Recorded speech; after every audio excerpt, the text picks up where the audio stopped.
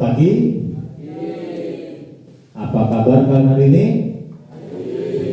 Baik semua ya, nggak ada yang sakit ya. Jadi di sini Bapak ingin mensosialisasikan tentang yang namanya keyakinan kelas. Jadi apa sih keyakinan kelas itu? Pertama, bisa kalian perhatikan peraturan atau tata tertib kelas yang ada di depan kalian. Coba bisa sambil dibaca, itu kira-kira kalian laksanakan dengan sepenuh hati atau karena keterpaksaan? Sepenuh hati, ada yang diam-diam ini biasanya terpaksa nih. Takut didenda atau takut dihukum. Biasanya takut sama wali kelas nih. Kalau nggak ngelaksanain nanti dihukum. Nah, jadi kita bisa ambil tata tertib kelas itu apa sih? Tata tertib kelas adalah sebuah peraturan di mana kalian itu dibuat untuk patuh. Beberapa peraturan yang diinginkan oleh kalian agar dipatuhi oleh semua murid di kelas 8B.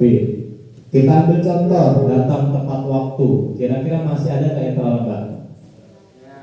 Masih ada, berarti masih belum patuh nih terhadap sebuah aturan. Belum muncul yang namanya niat dari dalam hati untuk tidak datang terlambat. Nah, di sini Bapak ingin memberikan penjelasan ataupun pengarahan ataupun sosialisasi terhadap kalian tentang yang namanya keyakinan kelas.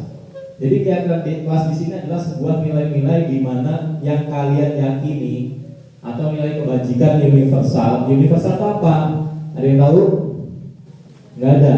Nah, universal itu adalah menyeluruh, umum, tanpa membeda-bedakan yang namanya sukunya, agamanya, latar belakang kalian, budaya kalian, sosial kalian, semua sama. Tidak ada yang dibedakan. Contoh, kalian di sini sukunya ada berapa? Nengah Bali, Anton Lampung, Bapak sendiri Minang, kalian ada yang Jawa, ada yang Sunda. Jadi sukunya ini lebih dari satu. Atau dalam hal ini berkata beragam nih. Gak cuma Jawa saja, Jawa pun banyak. Jawa Barat ada, Jawa Timur ada, Jawa Tengah ada, Jogja ada. Jadi bagaimana nilai-nilai itu bisa universal tanpa harus ada kalimat bahwa itu untuk suku ini, atau untuk agama ini, atau untuk si ini, atau untuk si ini, tapi untuk kita semua. Yang wajib kita lakukan sehari-hari di kelas, karena ini keyakinan kelas ya, yang kita yakini nilai kebajikan universalnya itu untuk keberlangsungan kalian agar ketertiban tetap berjalan. Bapak ambil contoh, ada sebuah keyakinan yang namanya kalau di jalan kita harus mematuhi rambu-rambu lalu lintas. Kalian yakini nggak?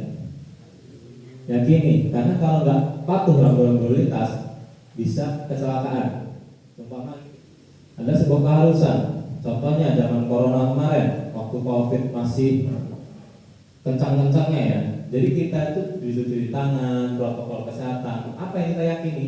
Bahwa dengan kita melakukan itu, kita akan terhindar dari COVID.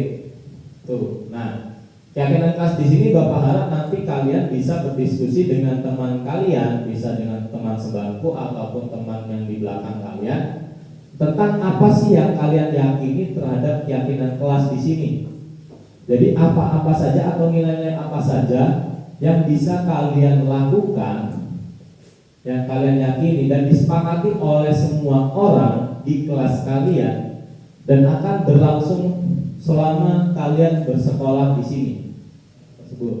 Nah, ini ada sticky note, silahkan tulis satu saja keyakinan kelas menurut kalian masing-masing orang. Diharapkan berbeda dengan teman kalian. Jadi nanti ada banyak keyakinan-keyakinan yang akan kalian lakukan. Nanti akan dirumuskan kembali di pertemuan selanjutnya. Jadi di sini kita mencari nilai-nilai yang akan kalian yakini atau nilai kebajikan yang akan kalian lakukan sehari-hari.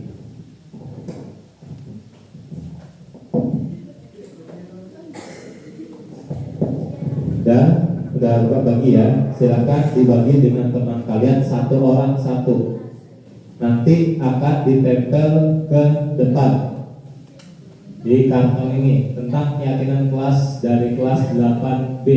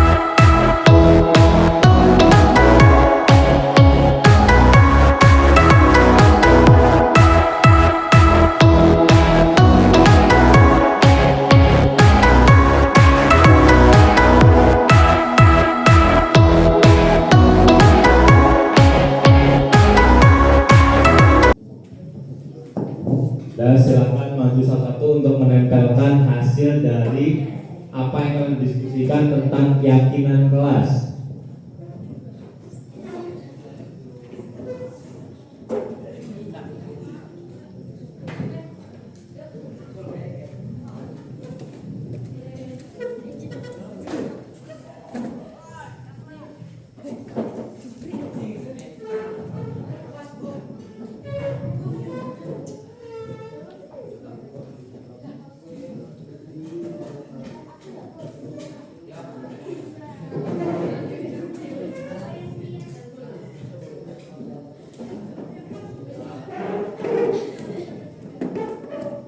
Ada yang belum nempelin siapa?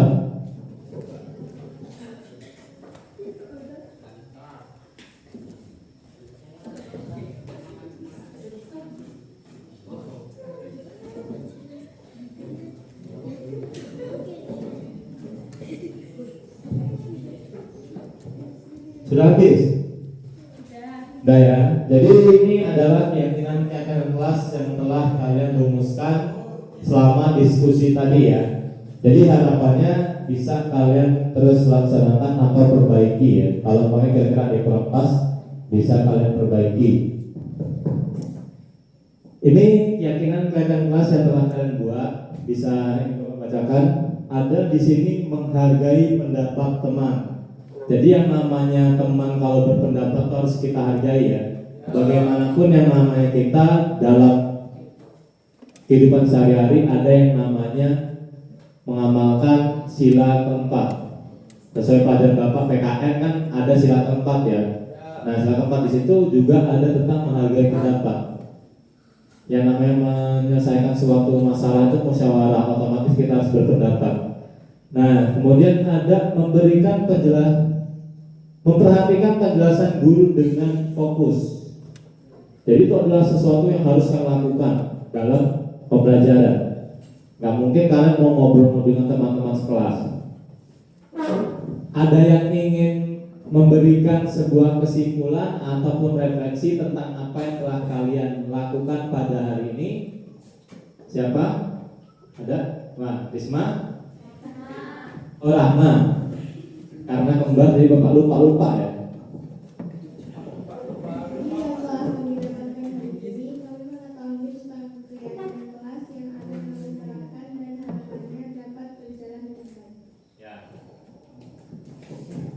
Ya, terima kasih ya. Jadi dikatakan oleh Rahma telah mengetahui yang namanya keyakinan kelas dan harapannya dapat dilakukan setiap hari dan berjalan dengan baik. Nah, itu juga menjadi harapan Bapak supaya kalian itu menjadi pribadi yang lebih baik lagi, bukan karena keterpaksaan tapi karena motivasi dari dalam diri. Nah, demikianlah yang dapat Bapak simpulkan apapun kita lakukan pada hari ini.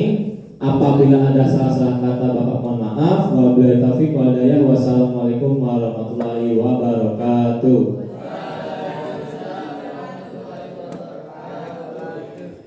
Assalamualaikum warahmatullahi wabarakatuh.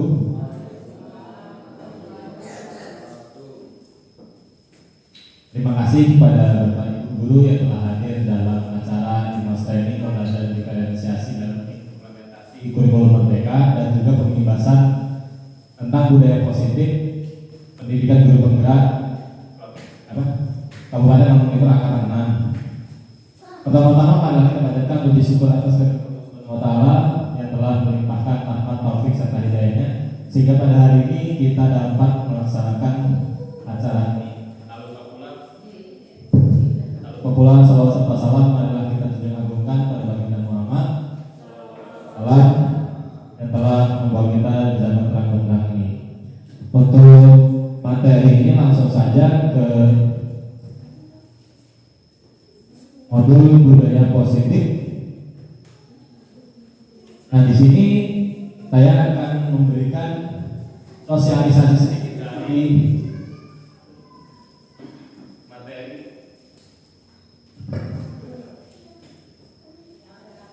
dari materi yang telah disampaikan oleh pemateri selama pendidikan guru penggerak khususnya di modul 1.4. Yang pertama ada tentang disiplin positif dan nilai kebajikan universal. Kedua, teori motivasi, hukuman dan penghargaan, restitusi. Kemudian ada yang ketiga, ada keyakinan kelas. Keempat, ada kebutuhan dasar manusia dan dunia berkualitas. Yang kelima ada restitusi, yaitu 5 posisi kontrol, dan yang terakhir adalah segitiga restitusi. Nah, di sini yang namanya budaya positif pada hakikatnya yang pertama adalah menciptakan budaya positif itu sendiri. Bagaimana kita sebagai pendidik dapat menciptakan lingkungan budaya positif agar yang namanya pembelajaran itu memunculkan lingkungan belajar yang nyaman bagi anak.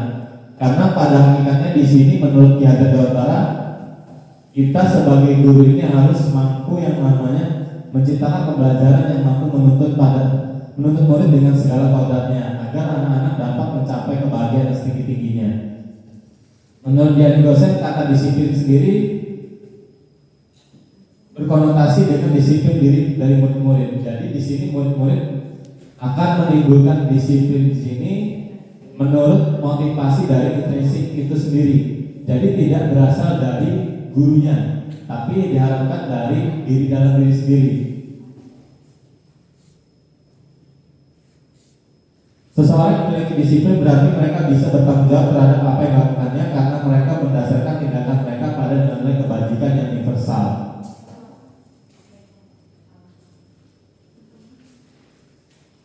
Kemudian di sini ada pertanyaan, setuju atau tidak setuju dari Bapak Ibu sendiri. Yaitu yang pertama, hukuman dapat mendisiplinkan anak. Yang kedua, ada yang setuju, ada yang tidak ya? Setuju.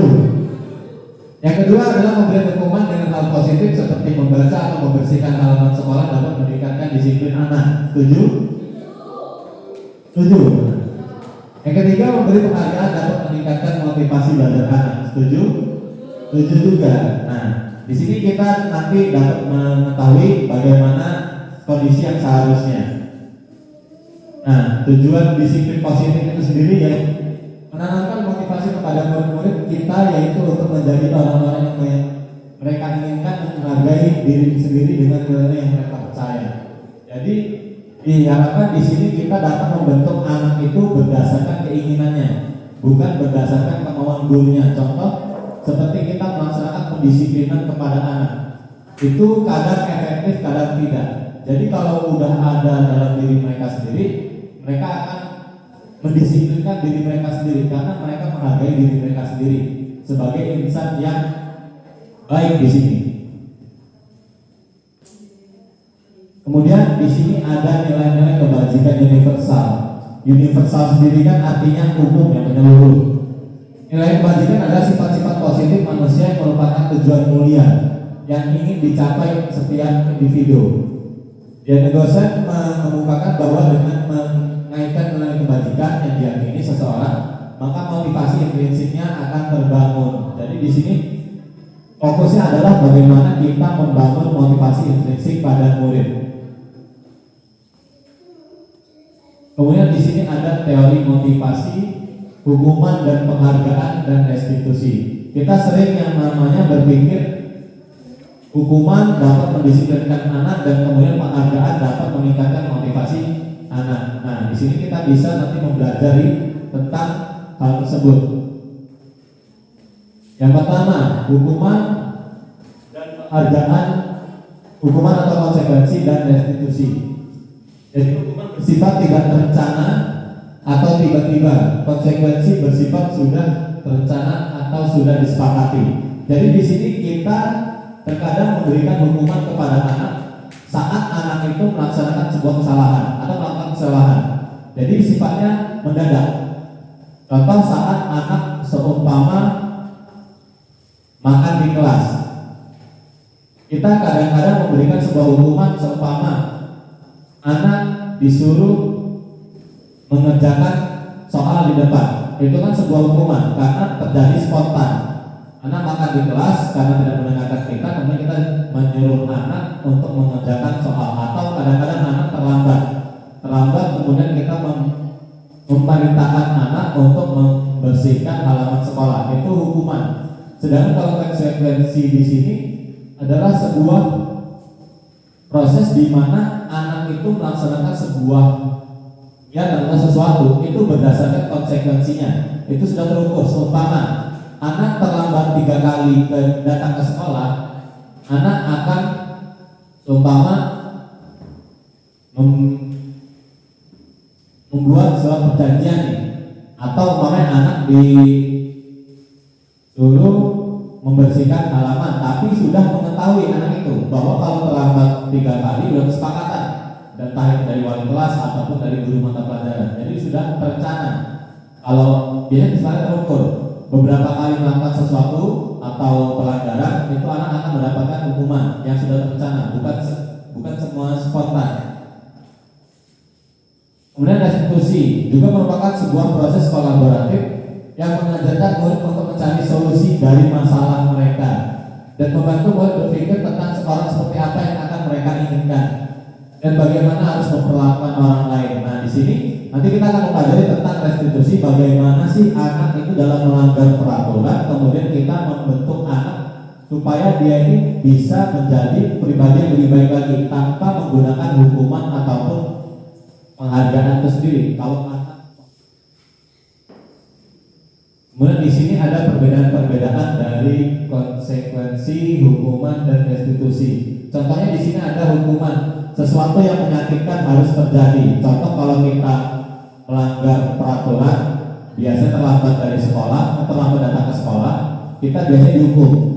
Hukuman itu sifatnya menyakitkan karena kita tidak ingin melakukan, tapi kita dipaksa untuk melakukan. Kemudian konsekuensi, sesuatu yang harus terjadi.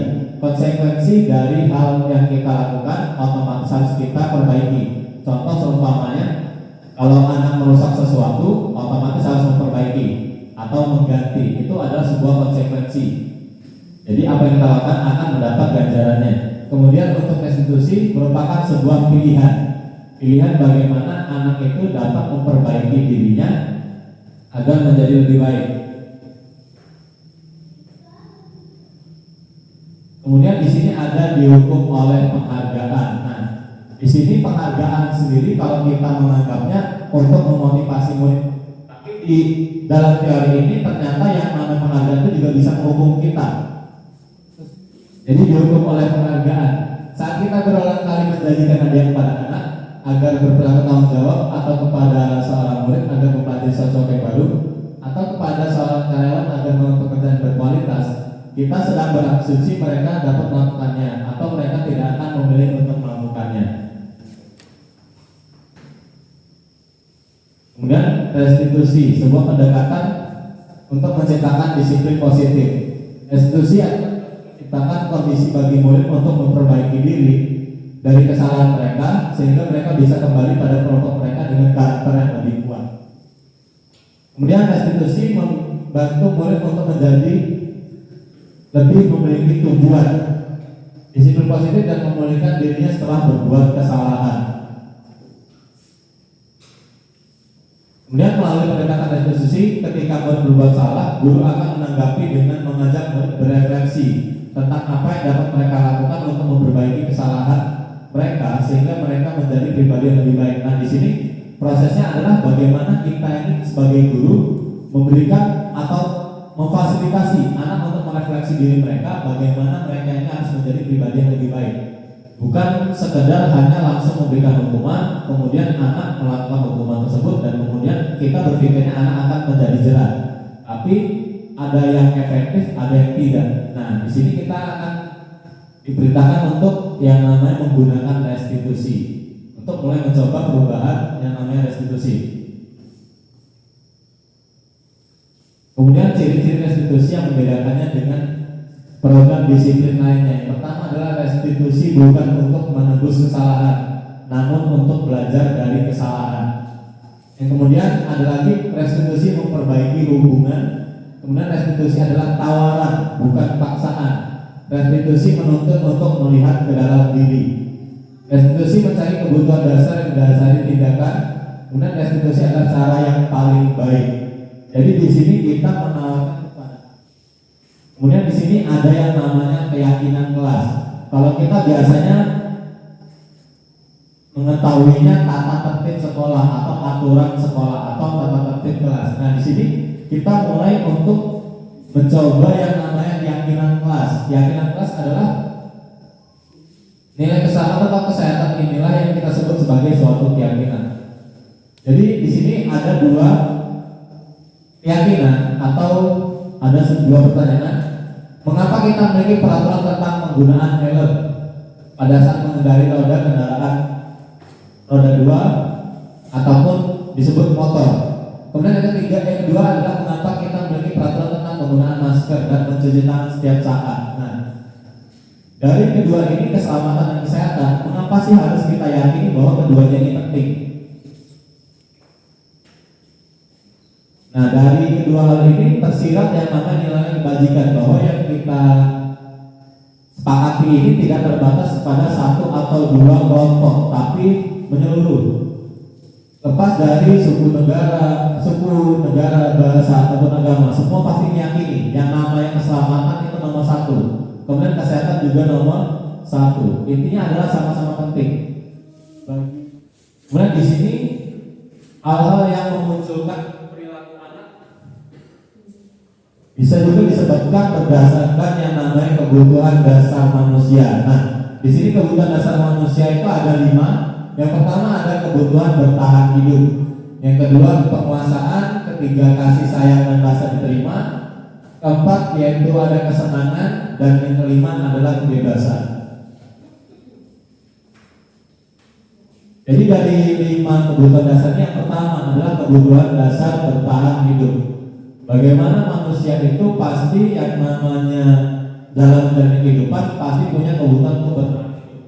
Contohnya saja kebutuhan primer, sandang, pangan, papan, itu wajib kita penuhi. Bagaimana seseorang itu bisa bertahan hidup dengan kebutuhan primernya? Itu kebutuhan yang pertama, yang menurut saya paling utama. Kemudian penguasaan di sini bagaimana seseorang itu dapat menguasai sesuatu, kemudian dapat langsung kehidupannya itu lebih banyak kasih sayang dan rasa diterima. Kadang-kadang yang namanya anak itu dari perhatian.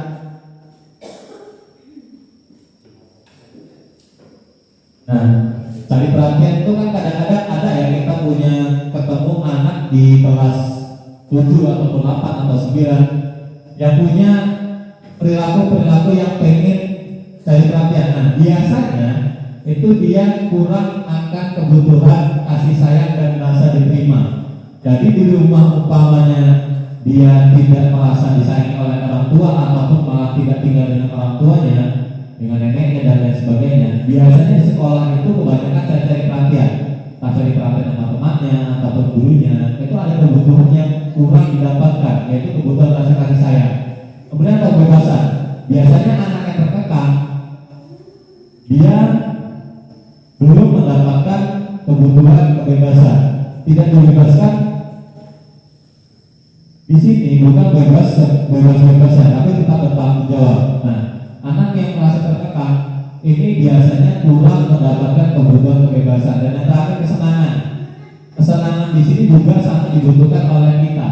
Kalau segala sesuatu tidak kita senangi, otomatis kita melakukan sesuatu pun akan merasa kurang semangat. Kalau kita tidak senang, apalagi tidak ada dorongan dari dalam diri kita sendiri. Mengapa sih harus kita melakukan hal tersebut? Kemudian restitusi, remote possessive control. Nah, dalam hal di sini kita akan pelajari tentang bagaimana sih kita itu sebagai guru dalam mengontrol anak yang biasanya kita kadang-kadang menggunakan hukuman dan penghargaan untuk mengendalikan atau mengontrol anak supaya berbuat sesuatu berdasarkan keinginan kita. Nah, di sini menurut Gianni Gosset dalam bukunya mengemukakan bahwa guru perlu meninjau kembali penerapan disiplin di dalam ruang kelas mereka selama ini. Apakah telah efektif atau berpusat memerdekakan dan memandirikan murid, bagaimana dan mengapa. Melalui serangkaian riset dan berdasarkan pada teori kontrol Dr. William Glasser, Gosset berkesimpulan ada 5 posisi kontrol yang diterapkan seorang guru, orang tua maupun atasan dalam melakukan kontrol. Kelima posisi kontrol tersebut adalah penghukum, pembuat rasa bersalah, teman, pemantau, dan manajer. Di sini ada yang pertama penghukum. Pasti kita semua pernah yang namanya melakukan posisi kontrol ini, yaitu sebagai penghukum. Seorang penghukum bisa menggunakan hukuman fisik maupun verbal. Kita kadang-kadang menggunakan hukuman fisik, kadang-kadang verbal juga ya. Orang-orang yang menggunakan posisi penghukum senantiasa mengatakan bahwa sekolah memerlukan sistem atau alat yang dapat lebih menekankan murid-murid lebih dalam. Kemudian membuat merasa bersalah. Nah, ini juga kita pernah menggunakan hal ini. Pada posisi ini biasanya guru akan bersuara lebih lembut. Membuat rasa bersalah akan menggunakan keheningan yang membuat orang-orang lain merasa tidak nyaman, bersalah, atau rendah diri. Ini yang paling pintar nih kayaknya Bu Pipit ini. Membuat merasa bersalah. Jadi kata-kata yang halus untuk anak biar merasa bersalah. Nah, kalau marah dibilang acting malah. Jadi kata-kata yang keluar dengan lembut akan seperti ibu sangat kecewa sekali dengan kamu. Berapa kali bapak harus memberitahu kamu ya? Gimana coba kalau orang tua kamu tahu berbuat begini? Kemudian di posisi ini murid akan memiliki penilaian diri yang buruk tentang diri mereka. Murid merasa tidak berharga dan telah mengecewakan orang-orang disayang. Di dalam posisi ini kita mengemukakan bahwa kekecewaan kita terhadap murid. Kemudian sebagai teman juga kita bisa gunakan dalam posisi kontrol ini, atau biasanya juga sering kita sering. Guru pada posisi ini tidak akan menyakiti murid, namun akan tetap berupaya mengontrol murid melalui persuasi. Posisi teman pada guru bisa negatif ataupun positif. Positif di sini berupa hubungan baik yang terjalin antara guru dan murid. Guru di posisi teman menggunakan hubungan baik dan humor untuk mempengaruhi seseorang. Mereka akan berkata, ayolah, ayo bantulah demi bapak ya, atau ayo ingat tidak bantu bapak selama ini, atau ya sudah kali tidak apa-apa, nanti ibu bereskan. Nah, di sini kita sebagai teman dalam posisi kontrolnya untuk menghadapi murid. Hal negatif dari posisi teman adalah bila suatu saat guru tersebut tidak membantu, maka murid akan kecewa dan berkata, saya pikir bapak ibu teman saya. Sama seperti halnya kita dengan teman kita. Kalau saatnya kita sering membantu, kemudian kita tidak dapat membantu, pasti akan menimbulkan kekecewaan. Nah, di sini posisi pemantau. Kemudian posisi pemantau di sini adalah memantau berarti mengawasi. Pada saat kita mengawasi, kita bertanggung jawab atas perilaku orang-orang yang kita awasi. Posisi pemantau berdasarkan pada peraturan-peraturan dan konsekuensi. Dengan menggunakan sanksi atau konsekuensi, kita dapat memisahkan hubungan pribadi kita dengan murid. Sebagai seorang yang menjalankan posisi pemantau, pertanyaan yang diajukan seorang pemantau adalah peraturannya apa? Apa yang telah kamu lakukan? Kemudian sanksi atau konsekuensinya apa? Jadi, kemudian posisi terakhir, ini posisi ideal dalam posisi kontrol, yaitu posisi terakhir sebagai manajer. Adalah posisi di mana guru berbuat sesuatu bersama dengan murid mempersilahkan murid dan mempertanggungjawabkan perilakunya, mendukung murid agar dapat menemukan solusi atas permasalahannya sendiri. Seorang manajer telah memiliki keterampilan dan posisi teman maupun pemantau, dan dengan demikian bisa jadi di waktu-waktu tertentu kembali kepada kedua posisi tersebut bila diperlukan. Namun bila kita meningkatkan membuat kita menjadi manusia merdeka, mandiri dan bertanggung jawab, maka kita perlu mengacu kepada restitusi yang dapat menjadikan buat kita seorang manajer bagi dirinya sendiri. Kemudian di manajer, murid diajak untuk menganalisis kebutuhan dirinya maupun kebutuhan orang lain. Dan di sini seorang manajer akan berkata, apa yang kita yakini dan apakah kamu meyakininya? Jika kamu yang meyakininya, apakah kamu bersedia memperbaikinya? Nah, di sini adalah posisi ideal untuk kita dalam menghadapi seorang murid. Kemudian di sini ada segitiga restitusi. Nah, segitiga restitusi ini seperti yang pernah saya praktikkan di kantor, itu ada 3 tahapan. Yang pertama adalah menstabilkan identitas. Kita semua akan melakukan hal terbaik yang bisa kita lakukan. Kemudian validasi tindakan yang salah atau validasi misbehavior. Semua perilaku pasti memiliki sebuah alasan. Kemudian yang ketiga adalah menanyakan keyakinan, self belief. Kita semua memiliki motivasi internal. Yang pertama yaitu menstabilkan identitas. Di sini untuk membuat anak yang merasa gagal karena berbuat salah menjadi positif dengan dirinya. Pertama, guru berkata, berbuat salah itu hal yang manusiawi. Tidak ada manusia yang sempurna. Bapak Ibu juga buat salah. Kita pasti bisa menyelesaikan permasalahan ini. Bapak Ibu tidak tertarik untuk mencari tahu siapa yang benar, siapa yang salah. Bapak Ibu lebih tertarik untuk menyelesaikan masalah. Kalau kamu menyalahkan dirimu sendiri terus-menerus, apakah kamu bersikap baik pada dirimu sendiri? Jadi itu contoh-contoh dari pertanyaan-pertanyaan yang dapat kita berikan kepada anak untuk menstabilkan identitas mereka.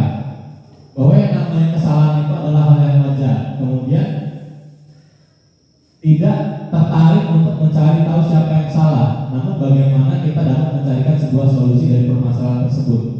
Kemudian agar anak ini juga tidak selalu menyalahkan diri mereka terus-menerus.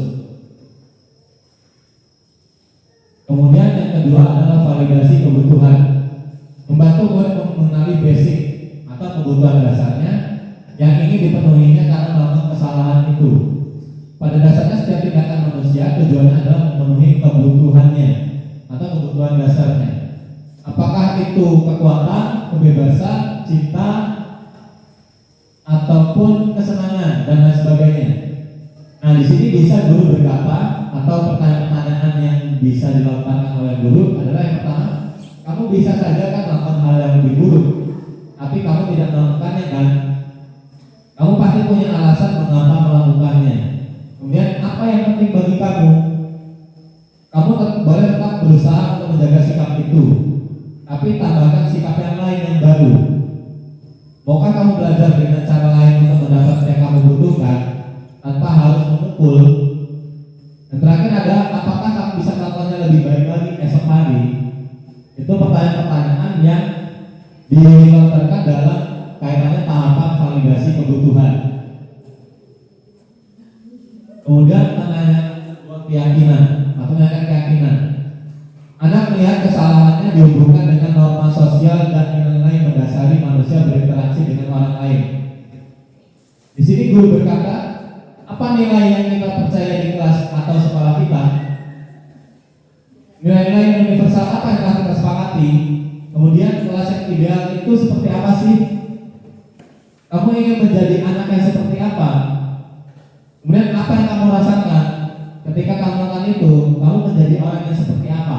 Nah, di situ adalah dari tahapan menanyakan sebuah keyakinan agar nantinya anak ini dapat memperbaiki kesalahannya dan tidak melakukan kesalahannya. Atau saat anak melakukan kesalahannya lagi, mereka sudah tahu nih apa yang harus mereka lakukan untuk memperbaiki sebuah kesalahannya. Nah, sekian, terima kasih. Nah, di sini ada beberapa lembar kertas untuk dilakukan sebuah diskusi dengan teman sebangkunya. Bagaimana penerapan dari restitusi tadi terhadap sebuah kasus yang telah saya buat. untuk Bapak Ibu. Jadi nanti diskusikan kemudian jawab beberapa pertanyaan tersebut.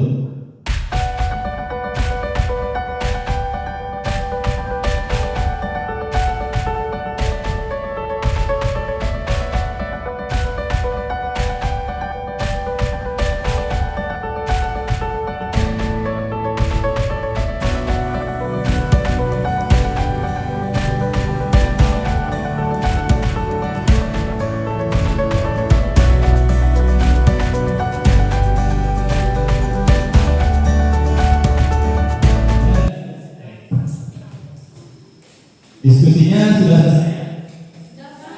Ya. Jadi di sini yang sudah selesai, siapa yang bisa memberikan hasil dari diskusinya untuk dari 3 pertanyaan dari kasus yang telah dibuat? Ya, Bu Lisda, silakan.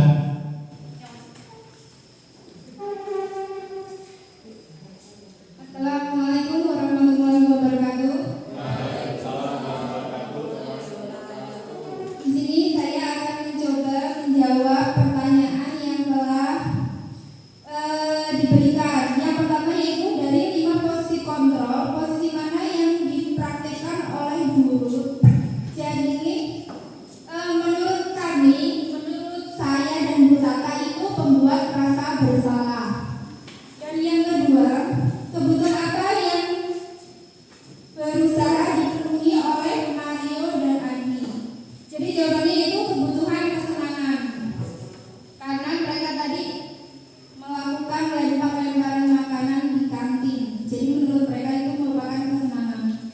Terus yang ketiga, apa yang dikatakan guru dalam tahap menstabilkan identitas, validasi tindakan dan mencari keyakinan. Yang tahap menstabilkan identitas yaitu baiklah, Bapak di sini bukan untuk mencari siapa yang salah. Bapak di sini untuk mencari penyelesaian sama-sama, berpikir sama-sama tentang apa yang bisa kita lakukan untuk memperbaiki situasi ini. Kalian pasti melakukan itu, ada alasannya ya, pasti seru ya main lempar-lemparan makanan begitu. Terus yang selanjutnya validasi tindakan. Yang dikatakan guru itu, ya Bapak bisa lihat kalian merasa tenang melakukannya, tetapi yang kalian lakukan merugikan orang lain sehingga sekarang kalian dalam masalah. Dan yang terakhir mencari keyakinan. Yang dikatakan guru itu, kalian berdua ingat dengan baik keyakinan kelas kita. Kita kembali pada ketika kalian main lempar-lemparan makanan dan mengenai Ibu Dina. Apakah ketika kalian melakukan itu, kalian menghormati orang lain dan lingkungannya? Sekian jawaban dari kami. Terima kasih. Wassalamualaikum warahmatullahi wabarakatuh. Waalaikumsalam warahmatullahi wabarakatuh. Terima kasih jawabannya, luar biasa sekali ya untuk jawabannya. Jadi di sini di kasus Mario dan Adi di sini mereka lempar-lemparan di kantin, terus kena kepala ibu kepala sekolah. Nah di sini kasusnya adalah yang pertama di situ sebagai membuat merasa bersalah, agar mereka di sini merasa bersalah kemudian untuk memperbaiki apa yang kesalahan mereka itu sendiri. Itu jawaban dari Bu Lisda ya. Dan itu menurut saya juga benar, karena yang namanya anak di sini sudah membuat rasa bersalahnya, kemudian dia tidak ingin melakukan hal tersebut kembali agar tidak mengulangi kesalahannya kembali. Kemudian yang kedua adalah pertanyaannya, kebutuhan apa yang ingin dipenuhi? Nah, kebutuhan rasa senang, karena di sini mereka menganggap bahwa yang namanya lempar-lemparan itu senang. Jadi mereka senang main lempar-lemparan, tapi dari kesenangan mereka itu akhirnya menimbulkan permasalahan yang harus mereka perbaiki dengan segera. Kemudian untuk yang terakhir adalah kalimat-kalimat yang atau pertanyaan-pertanyaan yang dilontarkan Bapak Joko di sini sudah dijawab Bu Lisda dengan benar ya, dari yang menstabilkan identitas. Bagaimana yang namanya Pak Joko ini menstabilkan juga perasaan mereka bahwa yang namanya kesalahan mereka itu tidak dicari-cari siapa yang salah, namun bagaimana mereka bisa memperbaiki kesalahannya. Kemudian yang kedua, validasi tindakan, bagaimana Bapak Joko di sini memberikan pendapatnya bahwa mereka itu senang melakukannya, tetapi yang mereka lakukan itu adalah merugikan orang lain, dalam hal ini adalah Bu Dina tadi, dan mereka berada dalam masalah. Kemudian yang terakhir adalah mencari keyakinan. Di sini Pak Joko mengingatkan kembali kepada mereka untuk mengingat keyakinan kelas yang telah mereka sepakati. Kemudian kita kembali pada ketika kalian melempar makanan dan mengenai Ibu Dina. Apakah kalian melakukan itu? Kalian menghormati orang lain dan lingkungan? Nah, di situ Pak Joko di sini menanyakan pada mereka tentang keyakinan kelas yang telah disepakati. Ya, beri aplaus untuk Bu Wisda atas jawabannya. Terima kasih atas jawabannya. Kemudian Bapak Ibu ada yang ingin bertanya pada materi hari ini? Ya, pada Bu Sumitri, dipersilakan. Assalamualaikum warahmatullahi wabarakatuh. Terima kasih atas waktunya. Di sini saya akan bertanya, ya. Di jawaban nomor 1, kalau menurut saya ini teman. Nah, saya masih bingung perbedaan antara seorang guru itu sebagai teman atau sebagai jawabannya apa ini, Pak? Bukan. Buat rasa bersalah. Nah, apakah kalau guru sebagai teman itu selalu mendukung atau bagaimana? Tolong dijelaskan. Ya, terima kasih atas pertanyaan dari Bu Sumitri. Sangat bagus sekali ya pertanyaannya. Kemudian saya akan langsung menjawab dari pertanyaan Bu Sumitri. Ya, itu bertanya bahwa apa sih bedanya dari membuat merasa bersalah ataupun dengan teman. Nah, jadi di sini menurut saya dari materi yang telah saya dapatkan, jadi di posisi teman di sini guru memberikan yang namanya pendapat ataupun kalimat ataupun perkataan bahwa yang anak lakukan itu dilakukan berdasarkan karena kita ini teman, demi bapak ataupun demi dia. Jadi kita melakukan sesuatu itu karena kita posisinya teman. Itu untuk yang posisi teman. Nah, di sini membuat merasa bersalah di sini Pak Joko di sini memberikan sebuah statement bagaimana anak ini nantinya merasa bersalah akan kesalahannya tanpa memandang siapa kita ataupun siapa Bu Dina ataupun siapa mereka. Jadi karena kesalahan mereka itu sendiri dari upaya memenuhi kebutuhan kesenangan tadi, kemudian anak itu terlibat masalah. Jadi bagaimana anak itu bisa memunculkan rasa bersalahnya dengan kita memberikan statementnya atau di sini Pak Joko, kalian ini telah melakukan sebuah kesalahan. Oke, kalian sudah bersenang-senang dengan apa yang kalian lakukan, tapi kalian dalam masalah besar. Karena kesalahannya bukan dengan melingkup guru lagi nih, tapi kepala sekolah. Nah, di sini Pak Joko telah memberikan statement bagaimana anak itu dalam masalah besar, sehingga posisi kalau di sini yang menurut saya tepat seperti jawaban tulisnya adalah membuat rasa bersalah. Itu Bu, ada yang kurang puas? Yang lain? Ada lagi? Terima kasih atas penjelasannya. Assalamualaikum warahmatullahi wabarakatuh. Waalaikumsalam warahmatullahi wabarakatuh. Ada pertanyaan lain? Jikalau tidak ada yang bisa menyimpulkan dan merefleksikan apa yang telah kita pelajari pada hari ini? Ya, saya akan mencoba menyimpulkan ya Pak ya. Ya Bu. Jadi yang pertama itu kita sebagai guru itu dapat memahami restitusi sebagai salah satu cara menanamkan disiplin positif pada murid sebagai bahan